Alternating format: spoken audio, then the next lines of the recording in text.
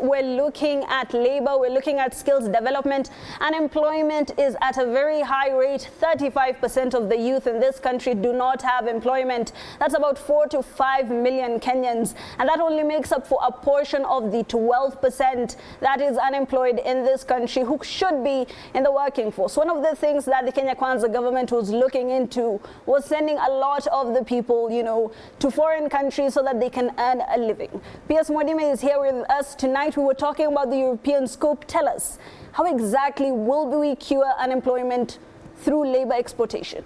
Okay, so one thing you have to appreciate is that the Western European countries have an aging population. Their average population, the average age is about 45 years. Whereas in Kenya and Africa in general, we have a very youthful population.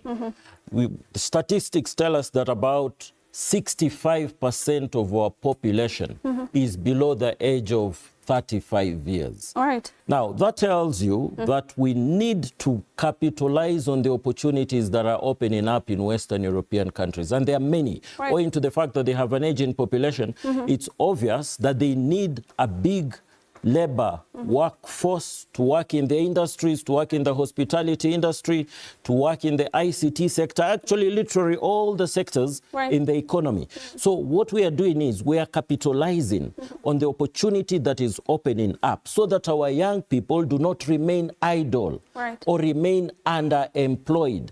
Where opportunities are opening up, we must be able to exploit them for the good of our young people. Right. Mwadime, of course, we've made some sort of progress, especially in the eastern side. When it comes to Asia, we do have a lot of labor going into that particular region. However, there is the matter of safety for a lot of people. We've seen that Lebanon now is, a country under siege. And a lot of Kenyans, especially on social media, who are working in that particular area, are saying that their employers who already have the kafala system have left them and they have no way of returning into the country. How exactly is the government handling that? Okay, so what Ministry of Foreign Affairs is doing is to try and evacuate as many of them as possible back to Kenya. Actually, literally all of them, because it's about 27,000. Yes, the number is extremely high, but we will do the very best that we can because government has a responsibility for its citizens. There's no question about it.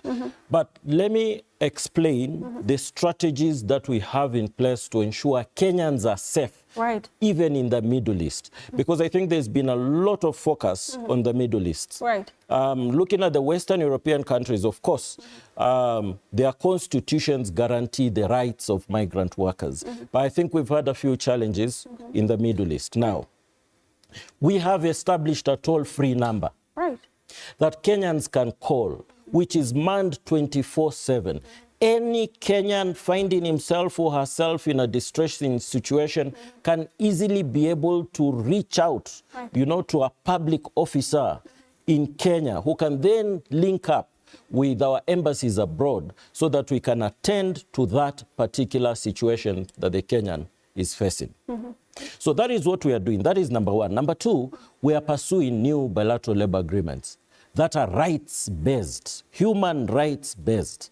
And we're having discussions with all these countries. Indeed, just an hour or two ago, we were having discussions with Qatar, officials from Qatar, Joint Technical Committee, so that we can agree on some of those issues that Kenyans have been raising continuously, and we seek ways of addressing them.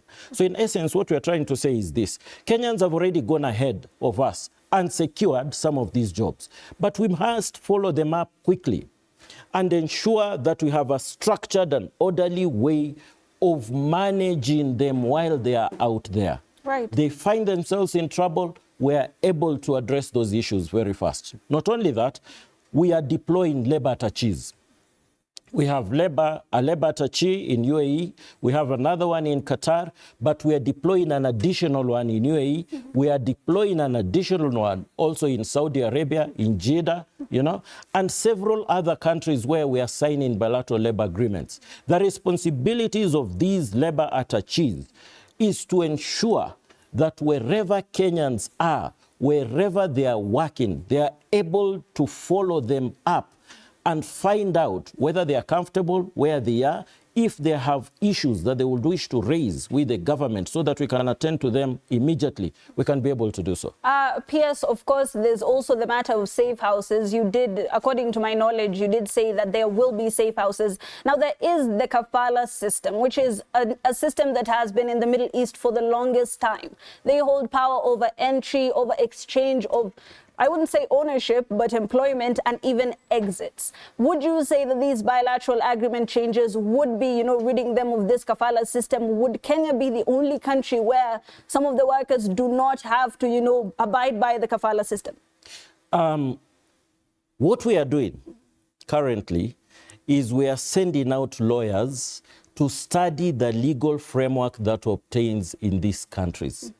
Because I can tell you with full confidence that the rights of Kenyans are safeguarded within those legal frameworks, within those constitutions. It's just that possibly we're ignorant about them.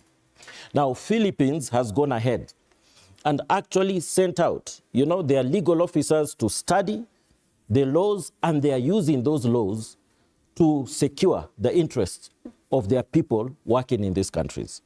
So in essence, what I'm trying to say is we have a two-pronged approach. One, to study their legal framework, get to know it pretty well, so that a Kenyan finding himself in a distressing situation, we can use the same law to protect, this Kenyan, to safeguard their interests. But number two, the bilateral labor agreements that we are revising, because we had signed a number of them with these Middle East countries. Yes, as I said earlier on, are human rights based, and therefore they will be able to address these malpractices. Right. Now, how much time is enough time? Because I know already a lot of the workers are complaining that there isn't a complaint system in place. These are not, systems that have been set up. They have no way to reach the Kenyan government. How much time is enough time? We are moving with a lot of speed. I know time is of essence as it is currently. There's no question about it. I just said that I've come from a meeting with our Qatar counterparts, to look at the bilateral labor agreement that we signed in the year 2012 and seek ways of reviewing it, to favor our Kenyans, our citizens. We are doing the same with Saudi Arabia. We have already shared a draft with them. And our labor attaché is doing a follow-up of it. Not only our labor attaché, our ambassador also is at the top of things, doing a follow-up, on the same. Our ambassadors of this Kenya Kwanza administration have only two assignments to undertake: to protect the rights of Kenyans who are working in these foreign countries, and also to ensure that we go into trade with these countries so that we can be favored in terms of, trade. It shouldn't be in favor of only one country, but it should be as balanced as it can be. Right. So matters, interests of Kenyans are at the top of the agenda of this administration. Right. Speaking of, the agenda of Kenyans, we had a conversation right here within this studio a couple of months ago, and there was a plan to send around 1,500 Kenyans to go and work in Israel within the agricultural sector. That is a war-torn country in and of itself. It is within a region that is war-torn. What exactly is the system or the approach of safety that the government is using? Okay, so again, the bilateral labor agreements, because as I said, it's a structured way of ensuring that the interests of Kenyans are taken care of. We haven't signed a bilateral labor agreement with Israel yet. Right. And that is the reason why we haven't deployed them yet. Okay. So the moment we have it signed, I know it is a war-torn country, but we will ensure that they go to areas where they are not active in terms of the war situation between them and the Palestinians. We will take them possibly to the southern side where they have farms, where they have industries, but we can't do that yet until we sign a bilateral labor agreement with Israel. All right. Now, of course, the president just today was talking about some of the perks that people who are working in other countries, nomadic workers, as you would call them, would have while coming into the country. Of course, permits and ETAs have been laxed for them. What about us? What about our people? How easy is it for us to access other countries? So we signed a bilateral labor agreement with Germany just the other day. Right. And they're building the capacity of the embassy so that they have enough officers to be dealing with the number of applications that they will be receiving, because the establishment, as it is currently in the embassy, may not be sufficient to deal with the numbers. So we're already addressing that. And that is the reason why it's critical that we have either an MOU or a BLA with some of these countries, because it's not just a question of accessing jobs, but how to access them easily, you know, and how to ensure that Kenya's interests, again, in terms of the minimum wage that they're going to get, in terms of their savings, in terms of the pension scheme, you know, all these issues that are critical are taken care of. So I can guarantee you, as we move forward in signing these BLAs, Kenyans will be accessing, you know, these countries of destination more easily. They don't have to make use of, you know, the visitors' visas, because private recruitment agencies have been cheating them, that they can access these jobs by, you know, going into these countries as visas. It is not true. In fact, Kenyans find themselves ending up on the streets without even means, you know, of coming back to Kenya, and therefore, Ministry of Foreign Affairs has to come in. All right. So, in essence, there are jobs that are going to open up as we sign more bilateral labor agreements. Right. I want to read the toll-free number that Kenyans, wherever they are, if they find themselves in a distressing situation, can call, and we can be able to take action. That's 0800 22 2223.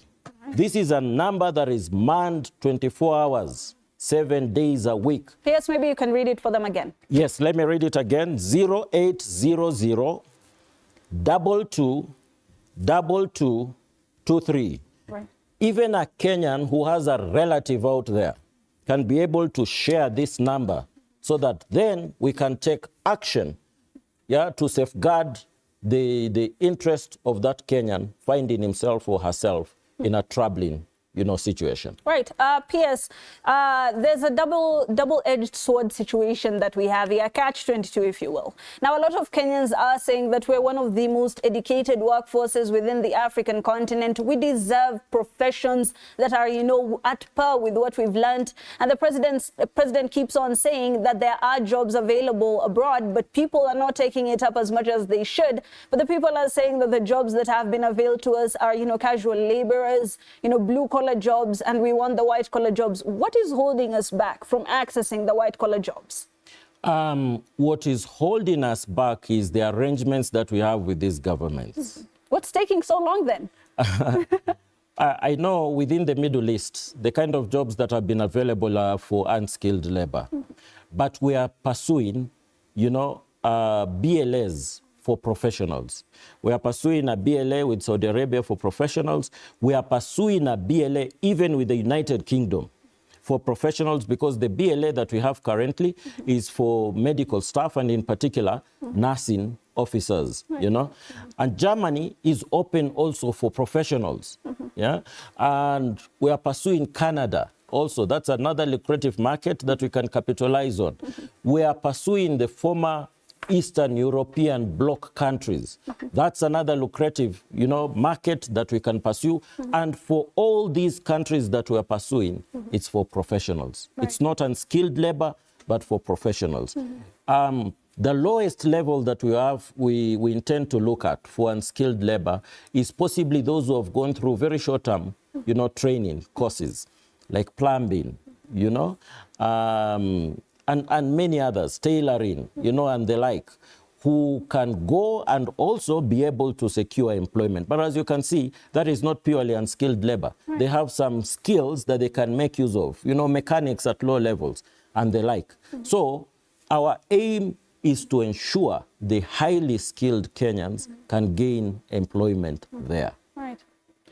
And let me explain, because a number of times I'm challenged about also professionals accessing these markets, that it will lead to brain drain.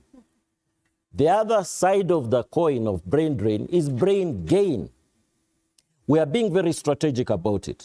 We want them to go to these countries, find technology as it is currently, at the highest level where it is, get this technology and bring it, transfer it back home. So we are sending them, to transfer knowledge, know-how back into our country. And mind you, Kenyans are very patriotic. If you are to look at the statistics that we have currently, the 4 million Kenyans who are all over the world, last year they remitted $4 billion US. That's about 663 billion Kenya shillings. You can imagine if you are to push it to 1 trillion, it will be a quarter of our national budget. So we are getting foreign exchange.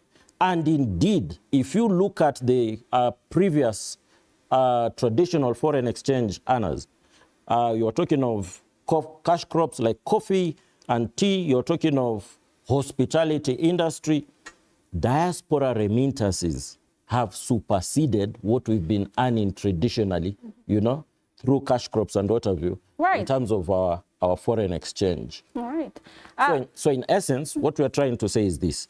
If Kenyans will be able to develop a culture of saving, even as they are working out there, then they can transfer this money back home as an investment. And with the technology that they have, you know, Kenya will be industrialized and they will be able to employ their younger brothers and sisters. So looking at it as a strategy, it's going to work to our own advantage in terms of expanding our economy. All right. We're going to be delving into that much, much further when we come back from this short break. We want to see agents, agencies, labor exploitation, some of the nitbits and nitty-gritties that is within that process, how Kenyans are responding to it and how Kenyans want, you know, those opportunities or don't want them. Do send in your comments on the numbers and, of course, the social media handles on your screen. We go for a short break. We'll be right back.